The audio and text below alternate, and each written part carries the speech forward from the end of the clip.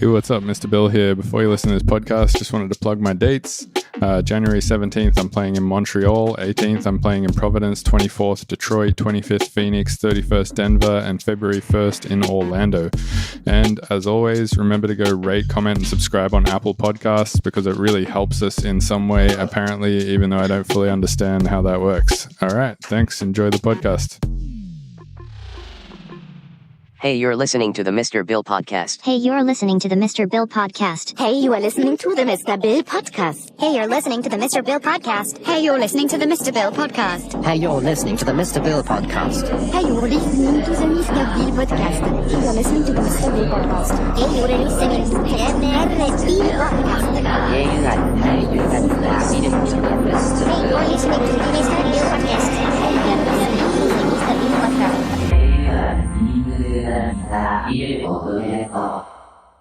All right, man. Welcome to the Mr. Bill podcast. Hey, it's about time. It's been a long time coming. I'm stoked to be here. Yeah, we've been meaning to do this for a minute. Hold on. Just getting levels here. I think that's probably good. Yeah, sick. Yeah, how's things?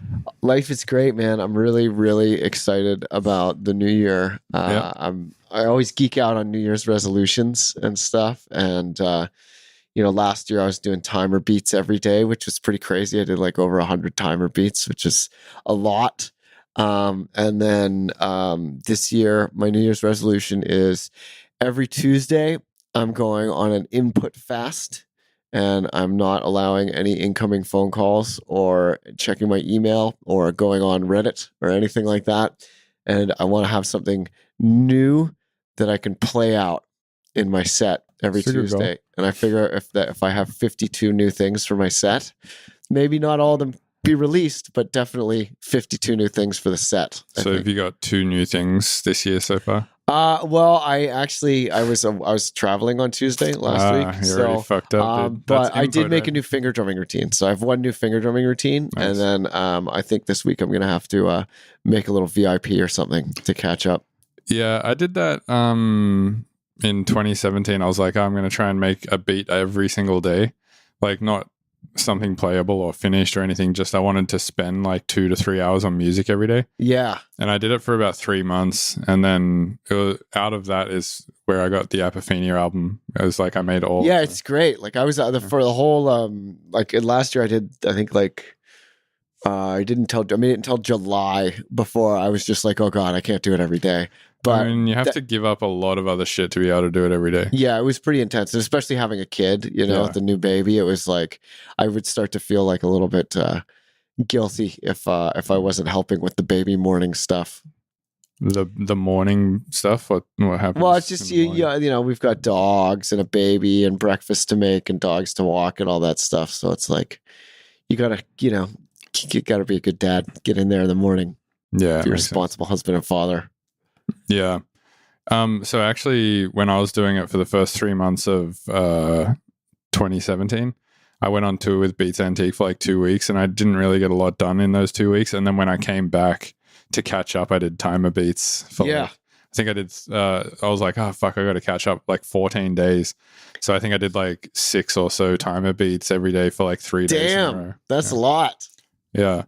You should explain timer beats because I think like a lot of people listening probably don't know. Okay, cool. So, timer beats are, it's, well, basically when you're doing pretty much any task in life, they'll swell to fill whatever amount of resources, whether it's time or money or whatever that is allotted to that task. It'll just like take all of it, because that's how much you've allotted to it. Right. So like the idea is like allot only a certain amount of stuff to any given task at the start of the task, and therefore it will never exceed that amount because you've decided beforehand that it won't. Yeah, exactly. And, when you kind of have it, when things are open-ended, like if you send someone to one of those writers' retreats where you go to a writer's retreat and there's a bunch of other writers and the goal is to like finish a short story by the end of the weekend, you'll get a short story done. Right. But if you take that same author and you say, hey, write the great American novel by the time you die, they'll still be penning edits on their deathbed. you know? Mm-hmm. And creative acts especially fall prey to this because what is done, you know, when it's very ambiguous. exactly. And there's no, you know, it's a subjective domain. There's no such thing as perfection. And then there's this tendency, like when you work on something again and again and again and again, and you look at it again and again, you might become numb to what's working about it. And then your ears become so starved for novelty because of the repetition of working on the same thing again and again and again, that anything new and different from what you've been doing sounds better when it's maybe not actually a good idea to take your process on this new tangent. Mm-hmm. So timer beats or time boxing is basically where you allot yourself a very specific amount of time to accomplish, you know, whatever your task is. Maybe it's a track in a day, maybe it's a beat in an hour, maybe it's a beat in half an hour. And I like to kind of further subdivide, you know, my goal is like not just making a beat in a half hour, but breaking it into these 5-minute stages. And how many stages a bunch are of them, a bunch of different sets of 5-minute stages. And I have this recipe that I call the magic half hour. And this magic half hour, I accomplish using an app called Seconds Pro that they're not paying me to promote. This is just an app. And that's that like a fitness timer, right? Yeah, it's a fitness timer, and you can subdivide the individual stages and give them names. And then there's settings where you can get a halfway alert on each stage, and you can have the robot lady tell you what to do. And these are the 5 stages. So what I'll do is I always start with one sound that I call the face. And this is like the main idea sound. This would be like, you know, the kind of title concept of it. So, for example, when we're at the hospital having our baby, we were watching all these parenting kind of PSAs and parenting videos. And there was this one called Never Shake a Baby that was fucking hysterical. And it's got this guy, and he's like, being a new parent is the most magical time of your life, but there may be times that you become frustrated and you might do something you regret. Never, ever shake a baby, with these like big long pauses. The fact that video exists though kind of means that someone I can see why people shake babies. As being a new dad, I can definitely see how it happens. Our baby's not a big screamer, but there are definitely times because they like being jiggled and bounced. Okay, right? so like you could they see like that and that shuts them up. You know, like right. and we've all heard the story about the drunken uncle throwing the baby up and down in the air and going like wee wee, and the baby loves it, and then they're drunk and they drop the baby on their head and they cause all the kind of, you know. So I can definitely see how it happens. But yeah, so I was like, okay, I'm gonna remix the Never Shake a Baby PSA for this one, and I did it. So phase 1 is where you take the face sample, which is basically like the memorable thing, right? Like if you were to explain it to somebody else, you're like, oh, it's the song with this thing in it. Yes, the most memorable thing that would, you know, the title concept, or, you know, it could be a riff that the whole track's going to be based around that. But it's so like as an example, if I were to say like Skrillex, Scary Monsters and Nice Sprites, like what would you say the face is of that? Well, there's the melodies, like the video gamey kind of melodies of it. That if you're going to play it on like a piano, that's the part you'd play. Right, like if you're going to like remix it, that'd be the thing you'd take and then reharmonize. Yeah, and then you'd make a new drop for it. It would still be Scary Monsters. But I think the thing that most people recognize about it is the growls and the drop. Dude, so if you listen to the growls in that drop now, 10 years later, they're so fucking bad. Oh, come on. They're still fine. No. When was the last time? Snob. It's still this track. When was the last time you listened to it? You were making this argument at my house, and we listened to it in the studio, and you know, I mean, it doesn't have the most stereo image like people do now. The drums are a little dull. It sounds very dated. It sounds a little. I remember it sounds extremely dated in my opinion, but I remember listening to it at the time it Dude, came out. Sonny's going to give you a wedgie next time you see him. Sick. Yeah, he's I'll going to give you a wedgie. make an Instagram boomerang out of it.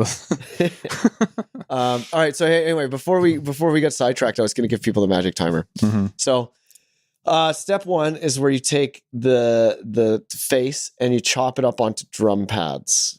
Okay. And this is, I love doing this MPC style sequencing where you're using drum pads to sequence melodies or to sequence drum chops or sorry, to sequence sample chops. So step 1 is chop the samples on the drum pads. Step 2 is make some sequences. You make 4 or more sequences out of the just the sample. So the first 5 minutes is drum pad chopping. Second 5 minutes is make sequences. Yeah, but you're not adding drums. You're not adding anything. Like let's say your sample says drop the bass. Okay. You'd want to make 4 different sections, basically 4 different patterns out of it that are very distinctly different. They're rhythmically different. So the first one might be like drop the bass. Mm-hmm. Drop the bass with like big holes. Right. The second one might be like drop the bass, bass, bass, bass, Right. bass. The third one might be a build up. Might go drop. So by the time you've done these 4 patterns, you're 10 minutes in. Yeah. And then those 4 patterns serve as the basis. So then the third step is add drums and subs. The fourth step is find your riffs. So you'd want to find some new riffs that don't come from the sample. The fifth step is to make it drop. And then the sixth and final step is arrange and automate. And then you have it set up so the robot lady goes, chop samples for 5 minutes. Make some sequences for 5 minutes. Right. Add drums and subs for 5 minutes. Find your riffs for 5 minutes. Make it drop for 5 minutes. Arrange and automate for 5 minutes. So wait, so to arrange the entire song, you spend as much time on that as you do on making a pattern with drum pads? yes. Yeah, basically I do everything in session view. Mm-hmm. And I'm jamming and there's all these ideas. And then on the last stage, I hit record and I'm just triggering the scenes and then I'm playing the automation in as I'm doing it. It seems so like you'd maybe wanna... there's filter automations or whatever. You could go check it out on my YouTube. There's like a playlist of me doing like 100 to 100 timer beats and you can watch me do it. But I do all of the first 5 steps in the session view. And then the 6th and final step, I play in only the best scenes. And then I'll do like little glitch edits and beat repeats and filter sweeps and stuff just on a MIDI controller while I'm recording in the scenes. Nice. Yeah. And so when you have students and you teach them this method, do you usually tell them to take your timer thing, or do you tell them? Well, I teach them different recipes, like because there's different ways of starting, and then I have different timers for the different recipes. Like there's like the melodic build up recipe, is made famous by like people like Dead Mouse or Tiesto or Porter Robinson. They'll have these tracks where there'll be like MIDI chords and like then leads and things come in, and there's this like a long incremental melodic build up into the drop, right? That's like a very kind of classic workflow. A lot of the time people would start with the chords and then build the melodies from there, et cetera, et cetera, et cetera. There's the sample-based workflow, which is the one that I just had the timer on. And that's like, let's say you're making an MPC style beat. You go to like tracklib.com, shouts out to Tracklib, and you find a record that you can sample. Tracklib is they've basically gone and cleared a shitload of records for people to use, right? So you pay like what, a subscription fee or a license? No, you pay $2 for the WAV file, and then you remix the WAV file. And then if you decide you want to release it, they've pre-negotiated the license, and you can, some tracks will be a $30 license, some tracks will be a $100 license, but you just license it, and then you can use that sample, and you don't have to give any credit or anything, and it's just like yours to use. So. Awesome. So that's really great if you're like a beat maker, hip hop, MPC kind of person. Dude, I listened to a podcast about these kids who make beats, and like I think one of them got picked up by fucking Old Town Road or some shit, like one of the biggest tracks that's ever happened. I can't remember exactly what the punchline of the whole podcast was, but it sounded like a pretty intense thing to do. Like I think in the end the guy who made the beat didn't get paid that much, and the track had like 100 million plays on Spotify or like that. Yeah, it depends. Yeah, the whole beat making and beat selling scene, like when you're licensing beats, that's a whole other world. I haven't really delved into that world. I just like making beats because it's a fun way Well, to it work. seems like you just make a shitload of beats and then put them on a website, and they just either get bought or they don't, right? Yeah, and it seems like and then it's like a one-shot license. Like you know, if you sell the beat, like, you know, there might be one, like you might pay $2 just to download it, and then it might be like $50 for a non-exclusive license, and then like $500 for an exclusive license. Yeah, that to me, like, I don't know. So one thing Warren Buffett said, which is something I agree with a lot, he said, if you can't figure out how to make money while you sleep, then you'll work until you die. Yes, And I because feel there's like- a very important difference between selling your time and making money. Totally. And I feel like with beat making, they literally just sell their time. Yeah, but it's like, you know, it's a good start if you're looking to, Just make you know, you some don't money. have to be a well-known producer to get into that scene, and you can just start getting paid and start making money as a musician. So a lot of people, you know, it's a great way to start getting paid, you know. Yeah, they just see it as like, oh, sweet, I can just like start working and making money doing Yeah, music. Pete's working at McDonald's. And Yeah, that's it's a true. good stepping stone to larger things. You can make contacts and stuff. So, you know, I mean, because not everybody can sell out a show. Yeah, it is pretty hard to sell out a show, to be honest. Yeah, you need to get an agent and a manager, and you need to grind it out for years usually. Dude, it's tough. I mean, like, yeah, like both of us, I've been grinding now on shows. I was thinking about this today. I was like, fuck, when was my first show? And I think it was over 10 years ago now. Like, Yeah, I think I've been doing shows for more than 10 years at this point. yeah. And, It takes a while. It doesn't happen overnight, and you got to get your ass handed to you like tons of times. First. Right. And like you've been doing it for fucking even Since I was a kid, man. longer than me, like probably. Yeah, I was almost I was 20 DJing years, gigs when right? I was like fucking 13. Yeah. So you've been doing this shit for like 2 decades. I've been doing it for a little over 1 decade, and we're still playing a show tonight to what, like a 350 cap room, I used to film more, so I think it's a little bigger than that. 450 maybe. Yeah, should be good. We did pretty good on ticket sales too, so I think I think it'll be good. I'm excited for it. And also we because we got DJ Shaky and Alexandra opening from the Producer Dojo, we have a rule at the Producer Dojo that if there are 3 or more dojo artists, it counts as a dojo showcase, and we can use the full Producer Dojo mailing list. Nice. So we did a full Producer Dojo mailing list blast. Sick. So that That's should be good. I mean, we only did it today though, because they got added really last minute. Mm-hmm. But that's still a pretty big mailing list. I think that mailing list is like 80 or 90,000 people. Damn. How many? So- Wait, you send it to everyone, even if they're not from Philly? The full Producer Dojo list, yeah, because Shouldn't it's you not just- segmented. True. I mean, some of it is segmented. Some of the older email addresses. Wouldn't but- it be like 99% of those people though are getting an email that's not relevant? Yes and no, because it's good because we're promoting Producer Dojo artists, and True. we're also letting people know that, you know, when you put in your work at the dojo, that's something you can earn. Yeah, that's a good know? point. You should explain the Producer Dojo, because I feel like that's a cool concept. Totally. Yeah. Well, also there's some more recipes. There's like a bunch more recipes that I Yeah, teach people my can go students, but find people them on people can figure that out too. YouTube. There And are then lots of other recipes. It's not just those two. And people should okay, be so- like encouraged to like make their own, I feel like. Yeah. Oh, totally. Yeah, I feel Totally. like when I did it, I just figured, like, what I did is I thought about how I write a song, and then I was like, how would I break that down into 6 or 7 5-minute steps? Yeah. And I think I made some steps longer. I think I made some like 10 minutes and some 2 minutes. Oh yeah, I changed them. I have like Yeah, dozens and dozens of different timers. Yeah, rather than just like segmenting every bit into 5 minutes, I made like the arrangement bit, for instance, like longer than, say, making a kick drum, because I can make a kick drum pretty quick now or whatever. Yeah. And then sometimes I'll have steps that are just like freeform steps. Like I'll have a freeform step that's just like add some more stuff. Right. Yeah. You know? Yeah, just do something. Yeah, that's so it depends. Or tidy up can be a good step. Yeah. You know? But yeah, so anyway, so the Producer Dojo is basically a kind of coaching community that I created out of just necessity. Because I was really like I've been teaching workshops and stuff for a long time, and then eventually it got to the point where I had this like body of work that was just way too much to sell as individual products, and way too much for people to digest without like someone to kind of help them go through it.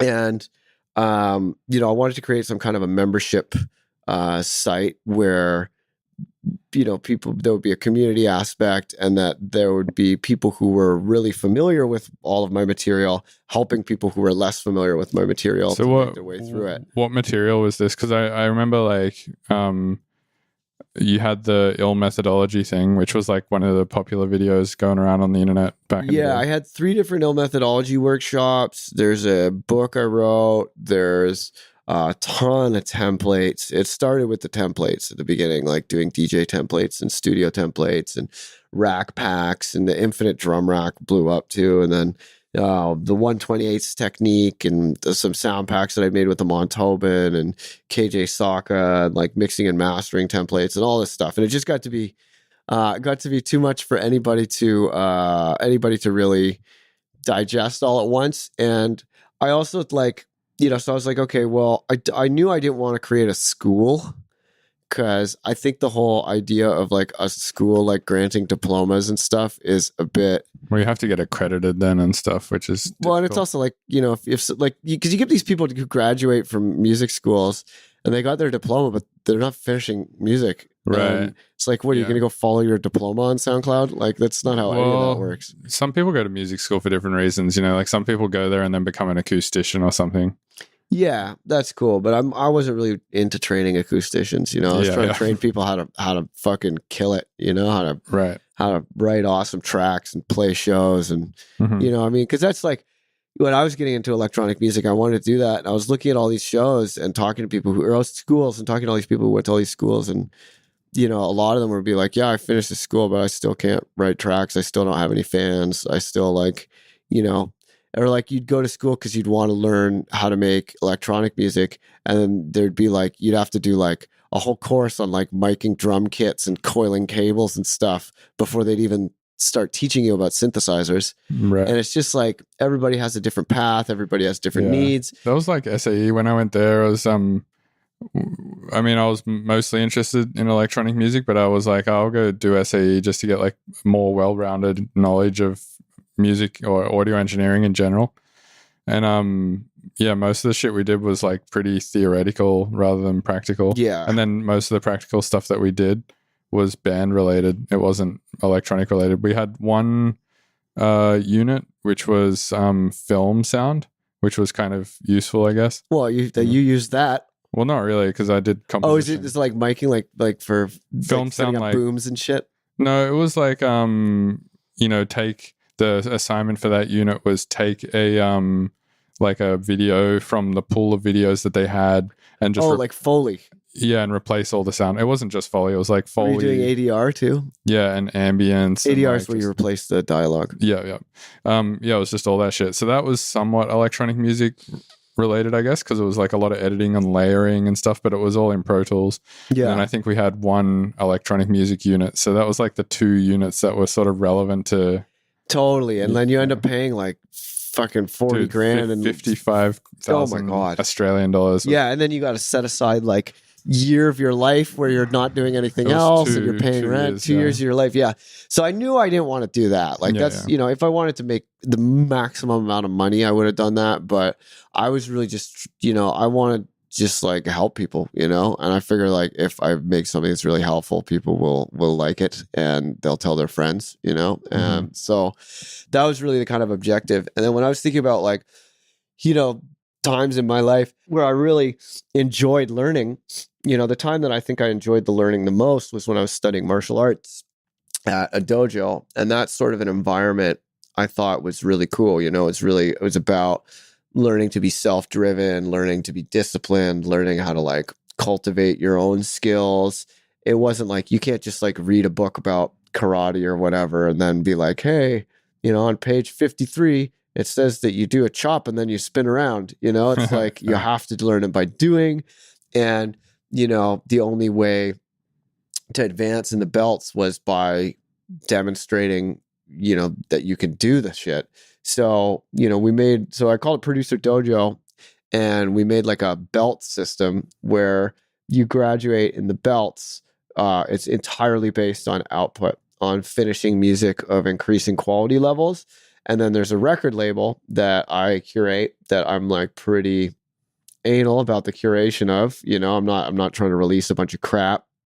So, if you can get good enough to get on a mixtape that gets you your red belt. And then, if you can get good enough to be on one of the compilations that get official Spotify release and, distribution and are like on the label proper, that's the brown belt. And then a solo artist EP is black belt. And then teaching is like a degree on black belt.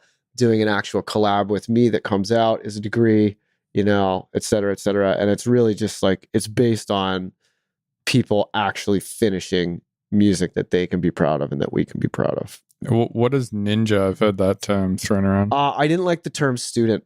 Okay. I wanted to get rid of the term student. So all of your students are ninjas.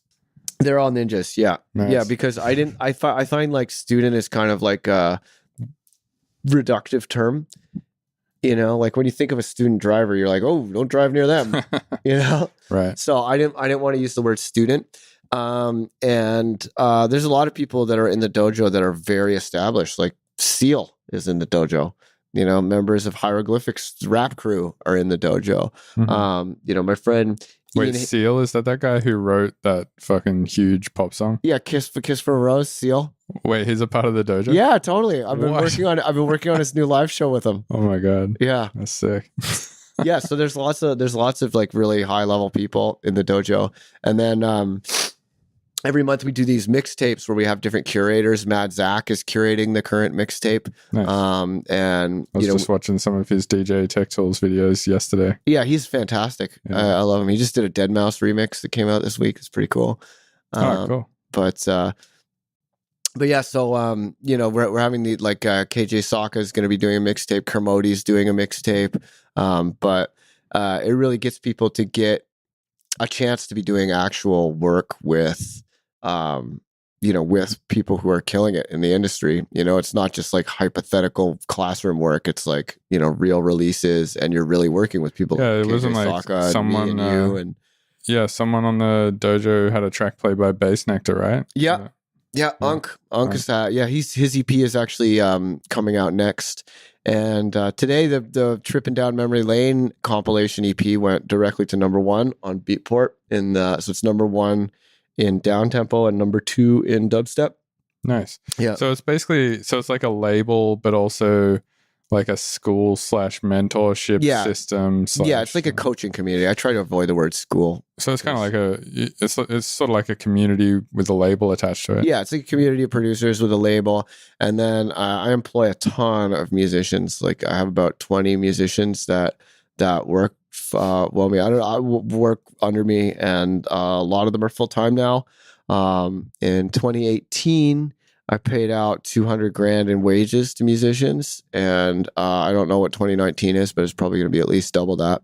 So it's good. I'm employing a lot of musicians and really helping people to get their start in the music industry. It feels good. I sleep well at night doing that. It's satisfying. Awesome.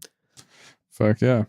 Yeah, and you got that crazy big warehouse to do it in, which is cool. Yeah, it's fun. Yeah, and then I have people come stay and train at the warehouse. We have like dormitories and stuff, and there's like my studio, and then Seth Drake has a mixing and mastering studio, and then we have 3 or 4 satellite studios, depending on how many guests we have at a time. And people will come and stay and train for a week and, learn mastering with Seth. Seth just did a new mastering course that that people have been really getting a lot of mileage out of in the dojo. It's a lot of pretty shocking before and after differences in people's mixing. He's really good at teaching, and he really knows his shit. So that's pretty cool. So yeah, I've been getting in a lot of kind of more high level guests senseis to teach, but yeah, so Seth and I are living together, and then there's 3 or 4 satellite studios, and we have like a dormitory, and people come stay. It's fun. Nice. For people who are listening who don't know Seth, he for a long time was Bass Nectar's mastering engineer. Yeah, and then he also does like stuff for like the NFL and like Gucci Mane, T.I., Rick Ross, Tiesto, like all kinds of big clients. So, mostly mastering? Yeah, mostly mixing and mastering. A lot of them he'll do stem mix / mastering. Yeah, I asked him to stem mix an album of mine once, and he was like, oh yeah, it'll be $1,500 a track. And it was a 12-track album, so I was like, holy shit, it's going to be like... Yeah, it's worth it, though. I mean, he really knows what he's doing. But you know what you're doing, too. The album ended up coming out fine, just doing it myself. But Yeah. It was, it would have been like 20 something grand. I was like, Yeah, it's really worth it if you're like, if you're like a vocal pop act and you want your shit on the radio, he's able to get that kind of radio loudness and clarity without it sounding super stressed out and overworked. Yeah, that is tough to do. It's a lot, I think, to do with knowing when to just remove entire elements and stuff like that. Yeah. Which is like kind of the point of stem mixing, I feel like, at that level, is just to be like, all of this shit just needs to like go. It's like an extra barrier of, is there too much in the layer cake system sort of thing? Yeah, I think that's probably the number one thing that separates people who are trying to make successful electronic music from people who are actually making successful electronic music is just clutter. Totally. Like I get when you're excited about the tools and you're like, hey, look what I can do. Look at all this. I'm making this sound do backflips. It's crazy. And especially like when you watch like, Andrew Huang's 4 Producers series, like those people are like flexing, because that's kind of the point of the series, right? But people who are like EDM acts that are playing shows and like, hitting the chart topping artists, they're hitting the top of the charts. A lot of the time, there's really not that much going on in those tracks. And it's like, those artists have the experience to be confident enough to just let the sounds do the work and not be trying to like show off and articulate the fuck out of everything and just have like as many sounds as can fit all the time, Yeah, I think one part of being a good artist, or like one issue that I've had a lot at least, and I know a lot of people have this problem because I've worked with a lot of people at this point, is that like once you put a lot of effort into something, your brain automatically like sees that element as valuable. Yes. Like if you spend like 2 hours making a snare, you're automatically going to see that snare as more usable and a better snare to use than any other snare, because you're like, no, there's so much, you place so much value on it because of how much effort you put into it. But even though like maybe the better snare is just some crap to download, like, just some random thing off Splice, the first one you click might be the best one actually. Yeah, and people have this resistance to the obvious, the resistance to the easy route, the resistance to using sample number 1 in a folder, right? The resistance to all of that. And it's like we all have this voice in the back of our head that's just pretty much a manifestation of like vanity and ego that's like, oh yeah, well, that I could take that solution, but that solution was too easy. I'm not the kind of producer who does the easy thing. No, sir. I'm a fancy producer. All of my music is fancy. It's all really hard. It's all really advanced. Not everybody's going to get it. And, that's okay. But I'm just like, it just takes me months because it's just, I'm fancy. I'm fancy. Dude, like that. I feel like I was fucking so bad at that shit up until... I was too. Yeah, I was. And up until like maybe 2 years ago, I was so bad at that. Like, I still do it. Sometimes I have to like train myself not to do it and like force myself not to do it. Yeah. And I honestly think that's part of like becoming a more mature artist and like becoming a better artist is like knowing sometimes that like, I don't know, 3 random things from a sample pack together can still be a great work of art. Oh, totally.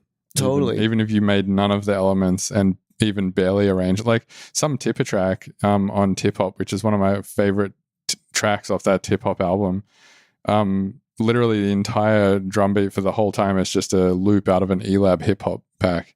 Really? It's like unedited. That's awesome. Yeah. Yeah, there's a couple when I remember when I first started using Reactor, I found a couple of the tracks on Surrounded were like just basically unadulterated Reactor presets. Yeah.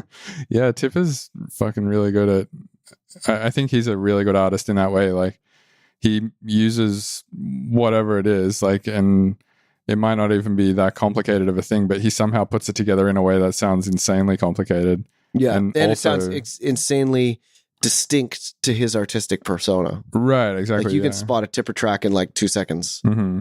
Yeah. Yeah, and I think really that should be anyone's goal as an artist, is to just become authentically themselves.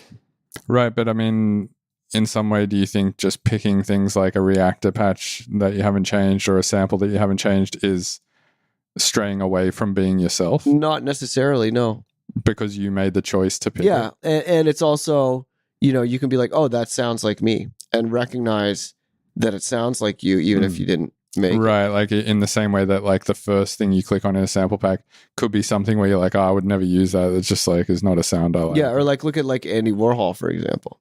He'll take the Campbell's soup can and make it distinctly Andy Warhol forever. And if he didn't do that, Campbell's would have ruined that fucking soup can design ages ago.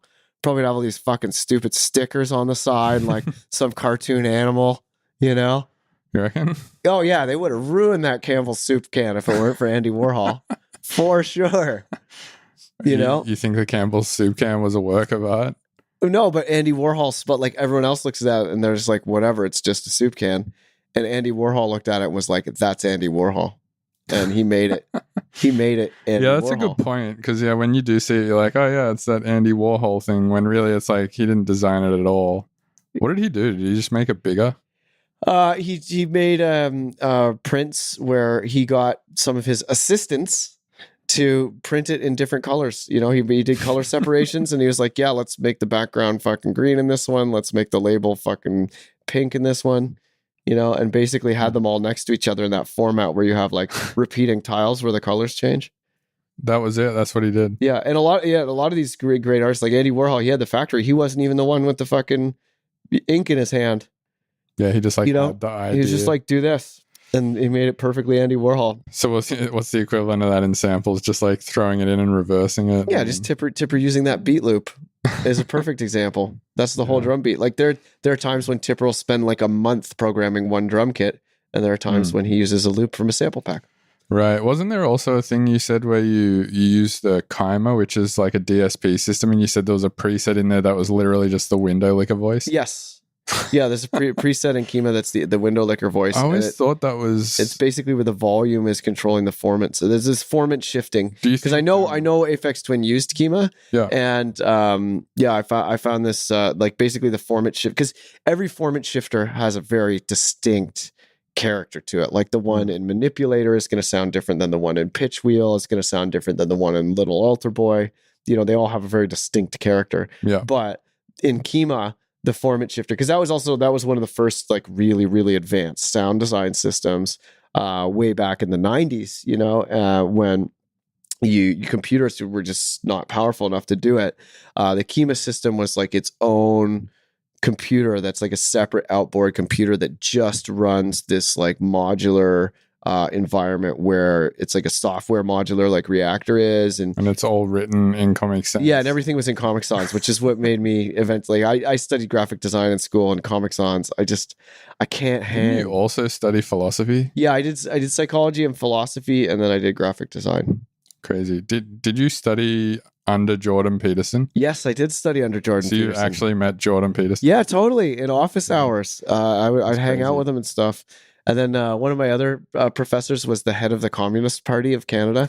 And I used to go get drunk with him. And he was like this 80-year-old dude who would just get drunk and talk about the bourgeoisie and the plight of the worker. It was pretty great. But yeah, Jordan Peterson he was a great professor, man. I did his Maps of Meaning course way back before he was famous or controversial. Mm-hmm. But what did he get controversial for? It was like not deciding not to call a trans person by their pronoun. No, he was saying that he wasn't saying that you shouldn't call trans people by their pronouns of choice. He was saying that it's a slippery slope when you start legislating that. Like in the government. Yeah, that basically the University of Toronto was saying that if someone wanted to be identified by any pronoun, like let's say they wanted to use they, or you know they wanted to switch from a he to a she or whatever, that if you were a professor and like let's say you'd known them for 3 years as a she and then they were a he and you messed up, that there would be like legal penalties for that. Yeah, right. So that was the point. He was not like anti-trans or anything. He was just like, it's kind of like once you have, because like let's say you say fuck in a classroom, that's not legally punishable, right?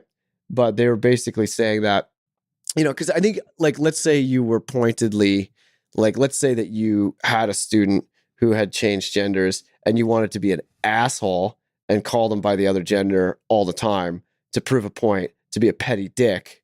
Well, that, you know, could maybe constitute harassment. Mhm. and that would be covered under harassment, Right. right? Whereas if you just fuck it up once, Yeah. Then you know, he was saying that that's like end that's up on a list or something. yeah, that's a slippery slope was basically the point he was trying to make, but the subtlety of that point kind of escaped a lot of people. And then deeply unfortunately, there are all these Nazis and stuff that basically latched on to him, and he became this kind of like alt-right poster boy, even though his whole course is about how fucking Nazis are terrible. Like his whole Maps of Yeah. Meaning course is about how, you know, the extreme left and the extreme right both descend into authoritarianism and abuse of human rights, and how both the extreme left and the extreme right are to be avoided, and that a healthy society, you need to have both the left and the right sides of the political spectrum to be able to drive social progress. Because, you know, let's say you have only the rule following right, things descend into authoritarianism and they become so rigid that society can't adapt to the inevitability of change. But if you have people who are only into change, then, you know, it's really hard for them to make any kind of decisions, and they all end up fighting each other. And that's like a big makes problem sense. with like the right is always united in rigidity, and the left is always divided against itself. And like, you know, like, I mean, even like, you know, like the different types of gay people don't like each other. The different types of deaf people don't like each other. Yeah. You know, there's just like, it's really hard to have a diverse group that's into change that doesn't descend into fucking arguing. And it's, you know, it's hard to run a business that way. It's hard to run society that way. Now, I'm definitely very much on the left side of the political spectrum. Mhm. You know, I'm not big on rule following. I'm not big on rigidity. I'm definitely big on diversity, on human rights, and on, you know, on providing those that are less fortunate in society with a means to better themselves and escape from poverty and discrimination. And, you know, my wife is a refugee. I'm an immigrant, you know, like I'm definitely very much on the left side of the spectrum, but at the same time, I can recognize the utility of having people who just put their blinders on, keep their eyes on the road, and get things done. You know, like you need to have both of those. Speaking of left side of the spectrum, this reminds me of something I wanted to talk about, the Kill Bill Gates thing. Because I like, suppose we could talk about this in the podcast. yeah, we might as well. Yeah. So I guess for those listening, you, myself, and Kill Smith now, fuck man, it's like confusing me mentally now to even think about all of our names because they've like come together. And Okay, so basically, Bill and I have an act yeah, the Mr. Bill that Gates that started out by neither of us naming it or starting this band. We were playing right. at Bisco, and Bisco likes to have special collab sets. Yeah, like they had the Liquid Snails set as well. Yeah, and Which you know, was- like there's always it's like a jam band kind of thing, you know. It'll be like gigantic disco- string biscuits Yeah, or whatever, yeah. you know. And it's just these like ridiculous fucking like you know, like leftover sauce or whatever. Yeah, You know? yeah. It just gets like ridiculous, right? So anyway, they had asked us if we were down to do a collab set kind of separately, and we were both like, yeah, fuck, sure. You know, we got tracks together, we're friends. And then they just went ahead and printed Mr. Bill Gates on the flyer, which just caused this volcanic eruption of interest. And all these promoters were giving us crazy off. They were like, we must have Mr. Bill Gates. Just like people just beating our door down to book these shows. We're like, okay, well, I guess we're in a band now that neither of us started or named. So fuck, here we are, you know? And it's been great. And I'm into it. I'm really enjoying it. It's been a lot of fun. It's like, I mean, it was the same as the Kill Bill thing. Like I did a show for Max Kipperman at the Black Box, and Kill Smith was also on that show, and he was like, oh, we could do like a Kill Bill thing. And then me and Chris were like, yeah, sure, let's do it. And then it's like it was neither Chris or my idea. It just like happened via a promoter, and then now it's just happening. And I guess the same with the Kill Gates thing. Yeah, well, And so then- that happened after, but so I'm at the Denver airport, and I run into Kill Smith, and he's like, Dylan, what's up? Blah, blah, blah, blah. We're like hanging out in the food court and talking, and he's like, yo, man, you know what we gotta do? We gotta do a collab where it's you, me, and Bill, and we'll call it Kill Bill Gates. And I was like, dude, we can't do that. Like, it's as cute as the name is. I met Bill Gates. He gave me his blessing to use the name ill.Gates. He's a cool guy. A lot of people hate on Bill Gates. I've met him. I asked him a bunch of questions that I probably shouldn't have asked him, and he gave me really honest answers. And he proved to me that he is a decent human being. And he's like, you don't see fucking Jeff Bezos trying to cure malaria or helping people with education in the third world. A lot of people in the tech industry, I've noticed though, like since hanging out with Jan, plus also just, I guess, living in the Bay now for 2 weeks, are actually like pretty, like they're thinking about the good of the world more than you would think. Yeah, totally. Like a lot of tech people, they're like, I don't want to work for fucking Uber or something. I want to, or Postmates, I want to work for like, some company like the EFF who is doing shit to... Oh, especially in the Bay Area, is full of really ideological... A lot of people who they want to use their coding skills for good, which is... And they recognize the revolutionary potential of the technology to like really, drive human progress and uplift those that are less fortunate and stuff. So anyway, I met Bill Gates. A lot of people, they'll tell you like, oh yeah, Bill Gates has a depopulationist agenda, and that's not exactly true. Bill Gates recognizes that overpopulation in countries that don't have the resources to take care of their people can be a problem, and he recognizes that if we were to all exist, if you had 7 billion people with Amazon Prime, the world would fucking collapse. Yeah, like they can't all be at that standard of living. So basically, he recognizes that the reason why people have 10 kids in countries like Sierra Leone is that the chances of those kids making it to adulthood and being able to support their parents are really, really slim. So they're hedging their bets, Right. And statistically, if you increase the standard of living by getting rid of preventable diseases, by supporting the rights of women, by being able to provide proper education and opportunities, that the birth rate in these countries goes way down, and that people are just generally a lot happier. So he's really put his energy in terms of the Gates Foundation into combating overpopulation through bettering the actual quality of life in the third world. So, a lot of people, like if you go on these conspiracy message boards or whatever, they think like Bill Gates is fucking, got some vaccination program that's like fucking sterilizing people and they're going to unleash diseases that eradicate 80% of the population for the Illuminati and all this fucking nonsense. And that's totally not what he's about. Like I had the conversation with him. He was kind of drunk. And he was like, he just speaking really honestly. And, he's really put his money where his mouth is with the Gates Foundation and with the work that him and his wife do.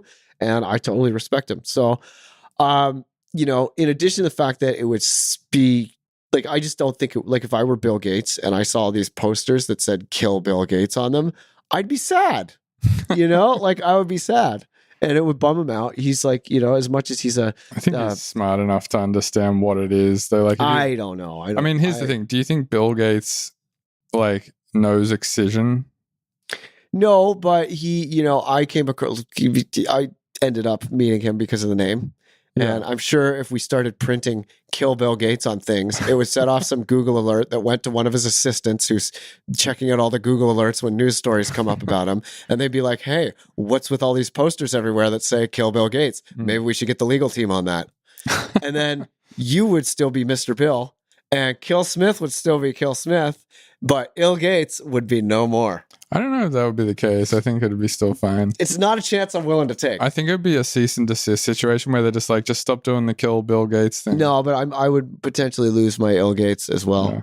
Yeah, that's fair enough. Yeah, I guess when you put it like that, then it's fair. Yeah, but I don't know. And I just wouldn't want to do that to him. He's he's rich, but he's not an asshole. Totally. I was thinking about this last night, and I was like, Dylan has a song that says fuck Donald Trump, fuck Donald Trump, fuck Donald Trump, fuck Donald Trump like 17 times in a row. Yes. But you won't say kill Bill Gates. Yeah, well, criticizing the president is different.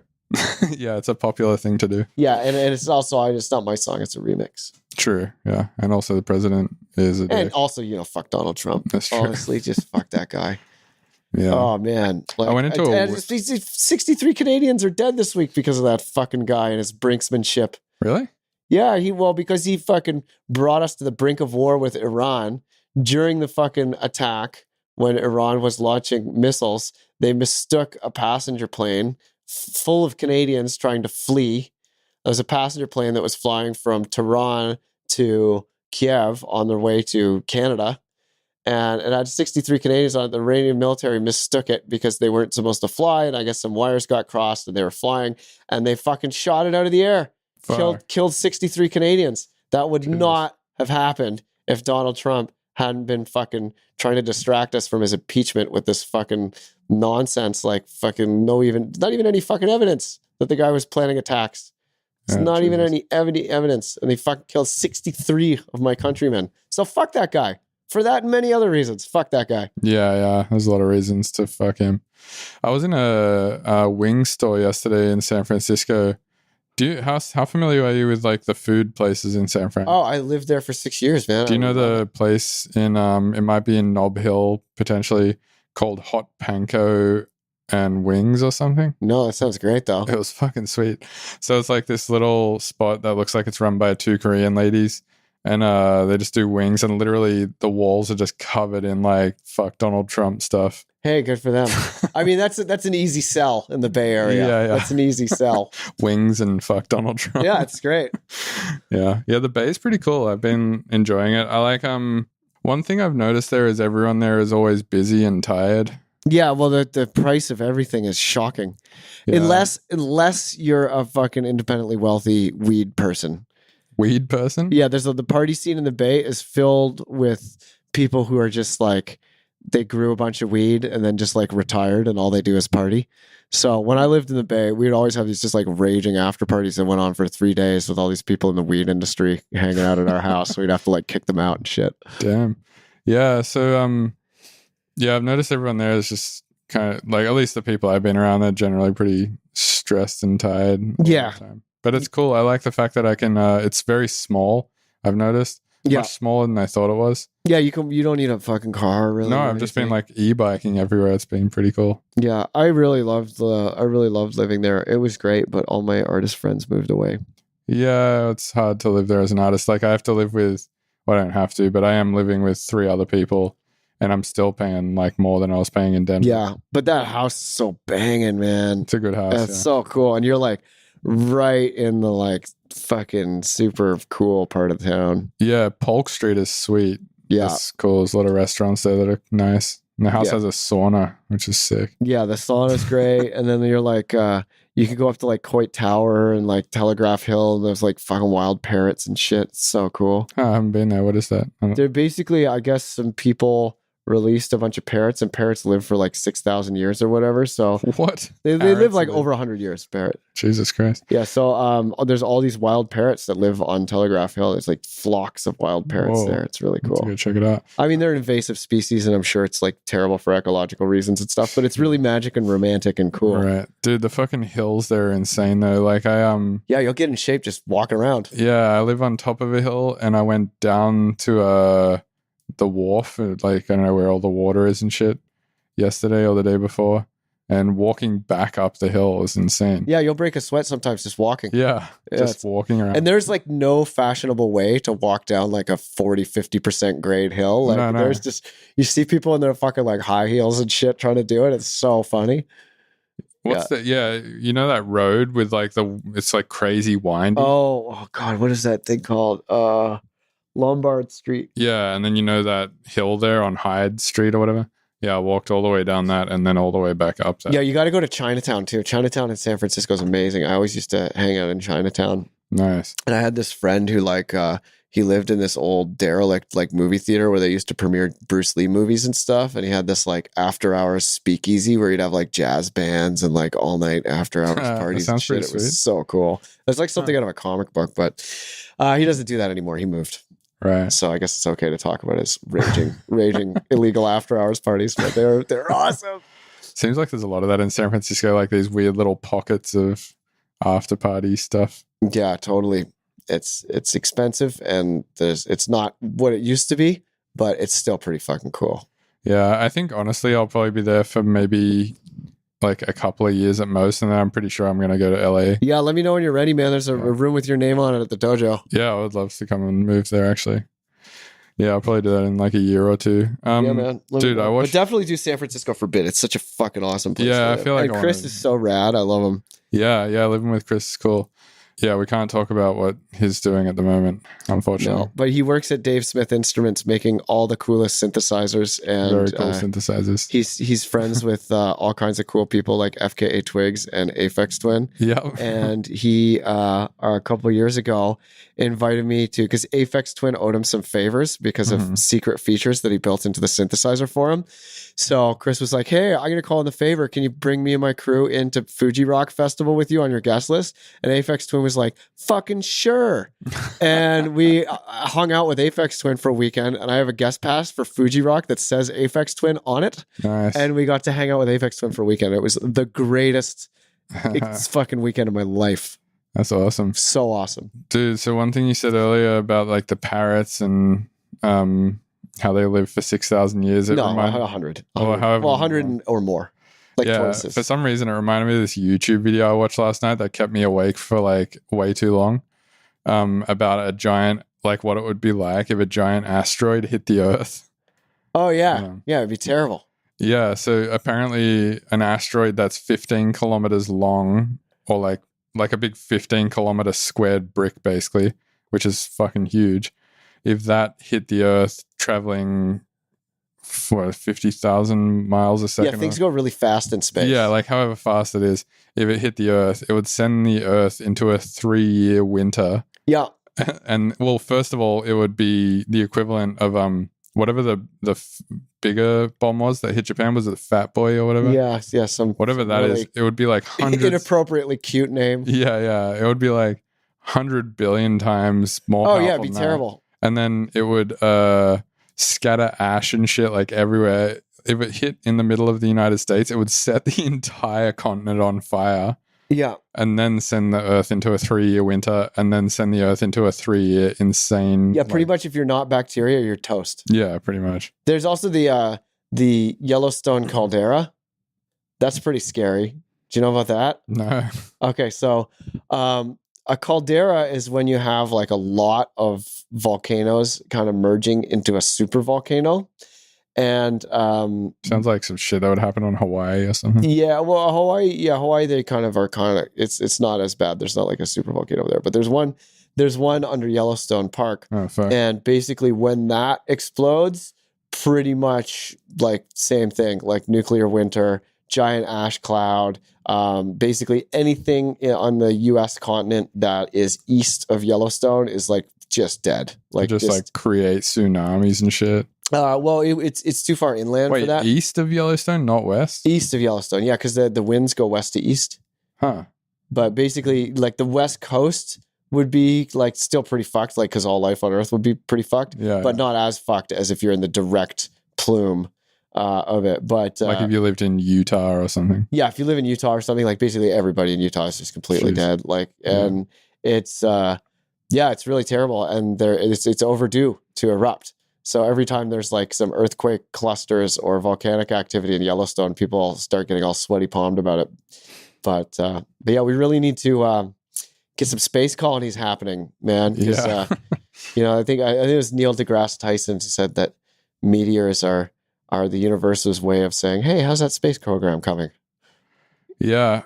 Maybe do you think societies keep getting somewhat close and then just being like, fuck it, and then a meteor hits again or something? I mean, it's entirely possible.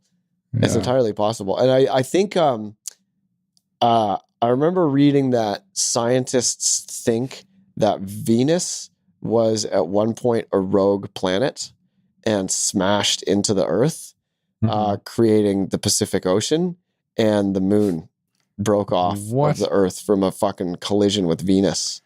How would it break off in such a nice spherical way? Well, the gravity over time compressed it down or something. It's one theory. I feel like that didn't happen. That seems intense. It does seem pretty intense, but this was like before life on Earth had evolved. Yeah, true. Yeah, I suppose like space is pretty fucking weird and shit like that probably happens actually all the time. Yeah. Like a giant rock hitting another rock and There's creating times a when moon. galaxies collide. That So shit's what crazy. I've heard is if two galaxies collide, almost nothing would happen because space is so empty that there's like they have the supermassive black holes at the center of the galaxy. That's a good point. Yeah. But I heard, I don't know, I can't remember where I heard it and if it's legit, but I heard that because space is so empty, at least like if that supermassive black hole wasn't there or something, that pretty much nothing would hit anything. Or there's like there's a pretty high chance that nothing would hit anything because of how much empty space there is. Yeah, most of matter is empty space. Yeah, exactly. So it's like it's almost nothing hitting almost nothing. Like if it weren't for the fields around your body, you could probably walk through a wall. How big do you think something would have to be to start sucking you towards it? I mean, the supermassive black hole at the center of our... Well, the Earth does it. Like, I mean, you try and jump. Earth does it. You try and jump off the Earth and it sucks you back down with gravity. Like, what do you think the smallest possible object is of mass? I think anything with mass exerts gravity. Yeah, but I mean... Which means that fat people are quite attractive. Yeah, to extremely small things. So yeah, to extremely small things. No, you'd have to be like, I think it'd have to be really, really large for it to be measurable, you know. But I'm pretty sure there's like anything with mass exerts some gravity. I'm pretty sure. I wonder if humans have ever like come close to building anything that's like so massive that has so much mass that it's like started to fuck with the gravity of the Earth or something. I mean, I think like isn't there some way of creating black holes with like lasers crushing like tons of lasers together? I think so. I think the Large Hadron Collider or CERN or whatever they call it, is supposed to shoot particles around a football-sized field ring and bang them into each other to try and replicate the Big Bang. Yeah, but I don't know. You know who's an atom smasher? Who is Moonsplatter? My friend Jack from the dojo. Oh. He worked at what's the one called Fermilab. He worked at Fermilab smashing atoms and stuff. Huh. So he would know this stuff. You should have him on the show sometime. Yeah. He's really smart and he's like an actual atom smasher. It'd definitely be probably a lot more like right now there's probably someone who knows something about science who's listening to this and is just palming their fucking head going like, what is going on, guys? But that's the thing is like when like people have this effect where, you know, like let's say you're good at music or like you're an actor or something, people just start asking you medical advice. So they just assume, like people ask me medical advice at shows sometimes. I'm like, why are you asking me medical advice? I'm a fucking DJ. Like, I don't know this at all. Or like when we met Apex Twin, one of my friend Sid, you actually met him at our Meow Wolf show. Mm-hmm. And he's like an actual hardcore biologist where the Japanese government. Sid Cox. Dude, yeah. So he lives in the Bay too. Yeah, so he actually, one point when he was living in Japan, the Japanese government flew him to Japan to work on a new type of triple helix DNA that they're trying to make so that they could have artificial life forms that had no chance of mating with traditional double helix DNA life forms. So that's his fucking job. Like he's a serious scientist. They headhunted him and flew him to Japan to do this. He's like a biohacker then? Or? Yeah, basically. And anyway, so we're going to meet Aphex Twin, and he brings this whole fucking binder full of his crazy advanced biological science that you need to be like the cutting edge of your very field to know. And he like shows it to Richard, like the Aphex Twin, and he's like showing it to him and stuff. And of course, Aphex Twin's like not a biologist. Yeah. So he's just like, cool, man. You know, like we leave and Sid's like, do you think he was impressed? Do you think I'm like, how the fuck is he supposed to know about any of this? Like, what? You're a fucking genius. Not everybody knows this, Sid. But that's just like that's this like halo effect that people get. Maybe it's just like an authority figure effect, you know, like if you're the person who everyone's like looking up to at the event or something. Yeah. People look to you as like an authority of someone who knows something or whatever. Yeah, it was pretty hilarious. It was really cute though. It was really cute. That's pretty funny. Yeah. Yeah, he's a nice guy. I like. Oh, I Sid. love Sid. Sid's Yeah. one of my favorite friends. His wife Satoko is very cool too. Yeah, they're both really cool. Yeah, he's one of my absolute favorite friends. Yeah, he's awesome. That whole False Prophet crew is just like gold medal. The Langton crew as well. Yeah. Yeah, I've been pulling for us to get to go do the Mr. Bill Gates thing at Priceless this year. I've been extending That'd the be tentacles sick. and stuff. Yeah, I think it's Yeah. got to happen, man. Priceless is the best festival. I love that shit. Yeah, so I don't know. I've been 3 times, and a lot of people say like, "Oh yeah, man, it's like the best festival there is," sort of thing. I don't think I fully understand it, or maybe I just don't know enough. Well, it's not like a raging, like it's not like packed dance floors, No. like fucking. It's the opposite of that. Yeah, it's the opposite of that. It's like, you go there to meet the people and Right, like hang yeah. out with all these crazy scientists and shit. And like, Yeah, that's what it seems good for if you want to go talk to a bunch of like really smart people. who are on psychedelics Yeah. and like climb into a giant ball pit with a bunch of PhD people. Right. Yeah. It's great. And the whole festival has like some giant puzzle you need to solve and shit. Yeah, it's awesome. It's so fun. And you can bring your kids Yeah. because I really want to bring Asha, which is Yeah. be Oh fun. man, I'd be super down to do the weekend at Priceless and get a cabin and shit. Yeah, totally. So I'm pulling for it.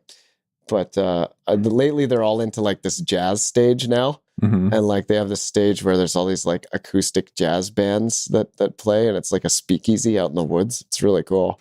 That sounds cool. So one thing I realized about Priceless is I've only ever explored like 10% of it. Yeah, it's big, and it goes off into the woods, and there's all these art Yeah. installations everywhere. It's That's really, what really I've cool. heard. It just keeps going for a long time, and I've never like fully walked the whole thing. Yeah, Yeah. yeah, I'm excited to do Burning Man this year too. yeah. I'm gonna try and do it too.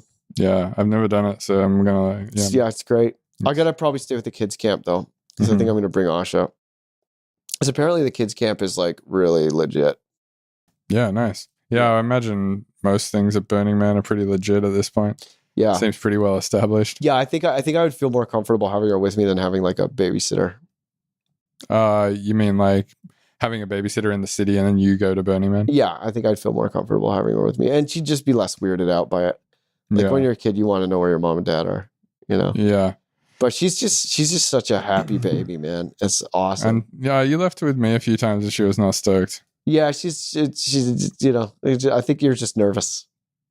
I was nervous. Yeah. She seemed way more nervous. Well, yeah, she's pretty happy, man. And she's in the waving phase now, which is the best. I love a waving baby. She waves at everyone. Yeah, she waves at everybody and then just has this like adorable gummy smile and laughs. And I figured out like 3 or 4 different ways that make her laugh pretty much every time. So it's really good. I've been getting samples and shit. What's the number one way to The make number her laugh? one is when you pretend you're gonna eat her. And you go like, I'm gonna eat you. I'm gonna eat you. It's the anticipation. The Nice. anticipation really gets her going crazy.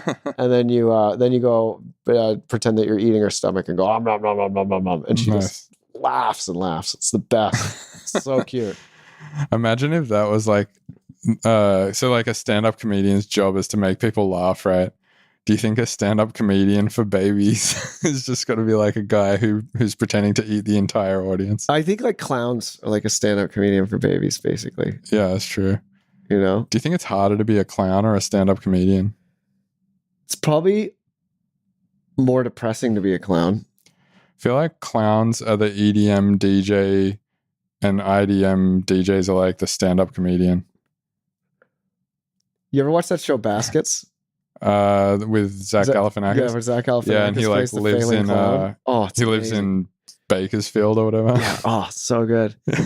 Yeah, I'd imagine being a clown stuff, but I used to roll with some clown crews actually when we were in high school. I went to a arts high school, and some of our best friends had this like wild like 4 adults clown crew, and they were all really, really like next level creative geniuses, and every one of them had like their demons, man. Like it was rough. I feel like that about actors I meet in LA too. Like a lot of Uber drivers you get in LA are like aspiring actors or Yeah, or music producers or rappers. yeah. I feel like a lot of people that I meet in LA who are like trying to make it or whatever, they always seem like a little bit cracked Yeah. in some weird way. Well, usually like if you want fame for its own sake, Mhm. it's filling a hole. Right. Yeah, exactly. That's I think wanting to be at the top of your field and wanting to be famous are two different things. And also just wanting to do the thing in the field because you find it enjoyable. Like, I think I was pretty much in that. I mean, I think I'm mostly in that ballpark for music. Like, I think if there was no money to be made in music and nobody listened to music, I think I would still make it.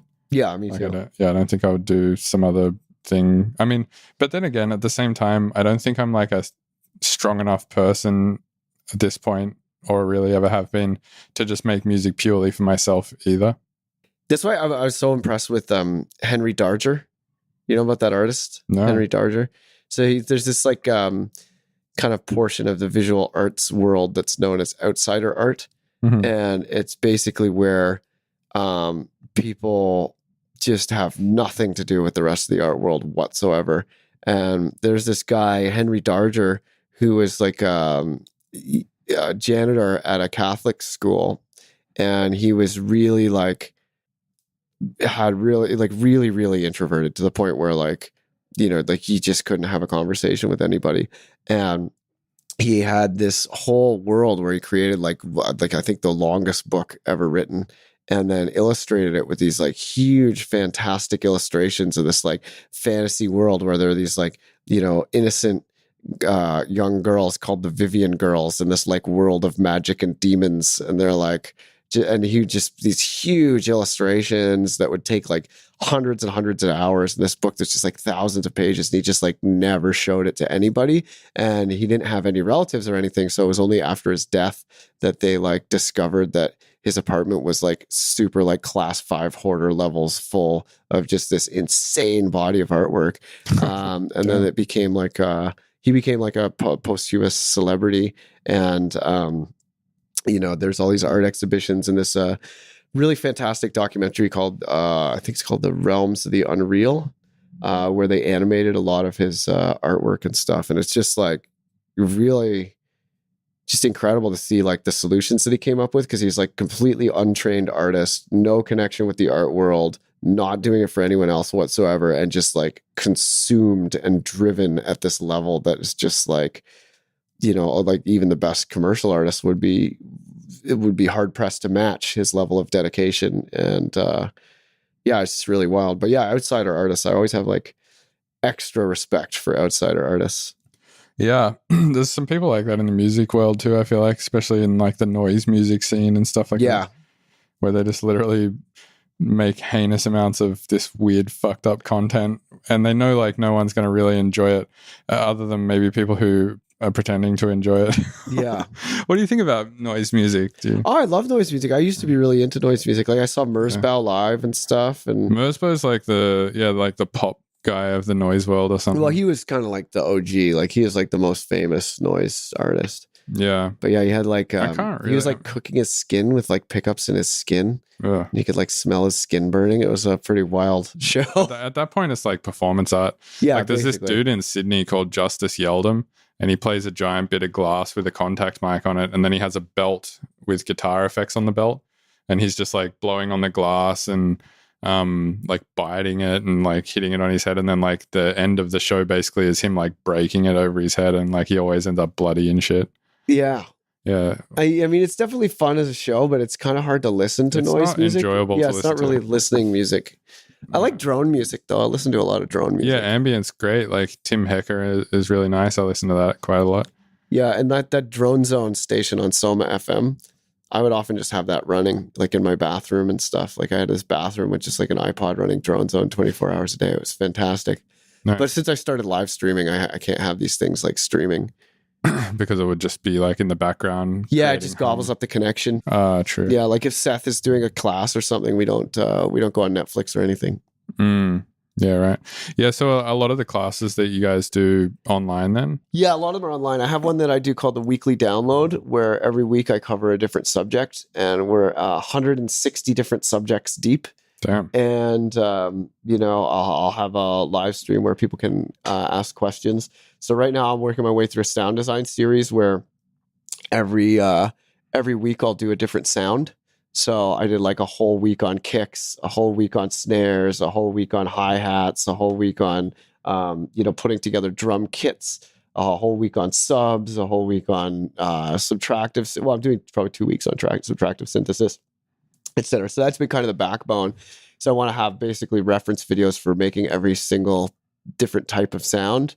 And then there's mixing videos, and then ones on running your business, and and people request subjects and stuff too. So that's like a good deal of the material in the dojo is that weekly download class. Nice. And then I do track feedback for all of my elite ninjas and the people who are like submitting for the label. I do like live track feedback for them. And then I'm actually setting it up where I'll show you this new system, but basically with Vimeo and OBS. Switching this streaming over to Vimeo and OBS. It's like really, really nice. I usually use OBS for streaming. Yeah, and then we're because I got really, really upset when that kid cut our track out of the Virtual Riot collab live stream and was hosting it. That was really upsetting to me that someone would. Did you play it on the weekly download or something? No, he cut it out of the live stream. Like on my YouTube live stream. Oh, because YouTube or Twitch or whatever, because we were working on it at one point. Right. And after he cut it out and started hosting it, it really made me sad because I'm like, I realized that if I'm working on anything that I'm planning to release, people can cut it out and leak it. And I was kind of just trusting people not to do that, but that was really kind of disheartening to me. So next week I'm starting streaming again, but it's going to be all private. Oh, interesting. Okay. Yeah, I've never had anyone do that with my music, really. Actually, I had the one time I had somebody rip something from a stream. It was when I was working on the Dead Mouse collab. Yeah, so as soon as you got like if you do anything big, people will jack your shit. You know, when we were working on that Virtual Riot thing, they jacked our shit. And I think that was probably a fact because it was Valentin who showed me it. So I think that might have been a factor in why, why his name got pulled off the track. Oh, really? Because of, should we talk about that? Fuck it, might as well, now that I've said it. Yeah, so we wrote a track with Virtual Riot, and then his manager basically wouldn't let us have his name on the track because, and I kind of understand it. I mean, like, when you're at that level of dubstep, you kind of want to just be like you want to be like punching up, I feel like. Yeah, it was manager said, you always punch up, you never punch down. Yeah. And then they said that they were there to make money, not to make friends. Right. Yeah. Pretty fucking cold. Yeah, it's pretty cold. So his name, he'll get a writing credit on the track basically, and he'll get money from it, but his name won't. I don't hold it against him personally, but I do think that was a bit of a dick move. Yeah, a little bit. I mean, I don't know. He trusts his manager. So. Yeah, I don't hold it against him personally. Yeah, but it's a bit of a bummer. Yeah. But also, he's getting pretty big now. Like, he just put out that EP with all of those tunes that we've been playing in the set, like Self-Checkout and Hysteria and stuff. Dude, those tunes are fantastic. They're really good. And yeah, all of them on Disciple are getting fucking like 500,000 plays. So yeah.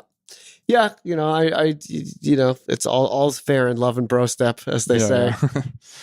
Yeah. But yeah, I do think it's a little weird because, I mean, then again, like, I've been doing this shit for a fucking long time, like longer than Valentin, and I'm not as big as him. So maybe there's some point to the way that they run their system. Well, and you can't get butthurt about this shit. Like, I think so much of being able to have any sort of a longevity in any sort of a creative field is just having the strength of character to just have your ego get stepped on again and again and again and get rejected and dissed and fucking hated on and whatever. And just be like, you know what? That's just your opinion, whatever. Yeah. Big Lebowski styles. Yeah. It's like, that's just like your opinion, man. Yeah. You gotta be like, if you get bent out of shape about that shit, like, you lose and that's it. No one else loses. Pretty much, you lose when you get bent out of shape. Yeah. Yeah, that's true. So it's just like, whatever, just fuck it, move on. Yeah. Cool. Well, should we go to the venue and play this show? Yeah, I suppose we should. Yep. I'm pretty excited for Shaky and Alexander to open up. That's very exciting. They're awesome artists. And we just mobbed this sushi restaurant. There's like 20 of us for this sushi dinner. So yeah, I feel like the dojo dinners are always like that. Yeah, they're pretty fun. Large amount of people eating sushi. Yeah, and then we got a good amount of ticket sales. And our last show at Meow Wolf, I feel really, very strongly about the set was great. Yeah, so I felt like it went well. yeah, I think that was our best set so far. So yeah, gonna go knock 'em dead. Sick. All right, so lots of love, everybody. Watch out for I got a bunch of new music. I'm actually I got a bunch of music that I made that was good enough that I decided I need to get a real manager before I put it out. So I got a real manager, and I've been just tightening up the ship and getting ready to release it. But I got like a new album and a bunch of new EPs and stuff, and a remix EP with Gucci Mane, and another EP with Hieroglyphics, and some collabs with Bill, and a bunch of stuff. So you can check me out on social media at ill.Gates Music. And if you are interested in making music, or you just want to download a bunch of free goodies, check out the Producer Dojo at producerdojo.com. And if you want to check out the music coming out of the dojo, there's the Producer Dojo SoundCloud, where you can check out the music on the label, or go to Beatport if you want to buy it and support us. Yeah, I'm ill.Gates, aka Dylan Lane, at ill.Gates Music on social media. And if you want to learn, or if you're interested in production, check out Producer Dojo, because there's lots of free stuff for producers too, because I know how it is. All right, lots of love. Thanks for listening. Thank you, Mr. Bill. You're the best. Yeah, thanks for coming on the podcast, man. All right, peace out. All right, cheers. Thank you for listening to the Mr. Bill Podcast. Thank you for listening to the Mr. Bill Podcast.